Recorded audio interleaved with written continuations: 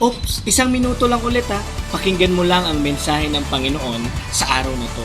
Kapatid, huwag mong isipin na ang Panginoon at ang salita ng Panginoon ay para lamang sa mga matutuwid.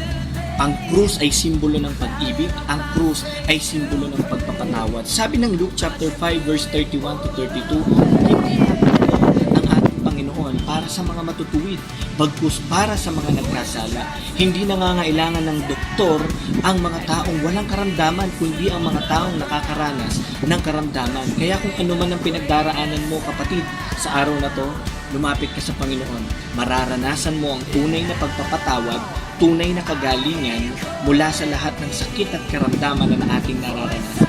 Ang Panginoon ang may hawak ng ating buhay at ang Panginoon lamang ang patuloy na makakapagdiretso nito patungo sa mabuti at magandang plano niya sa ating kinabukasan. God bless you, kapatid ha.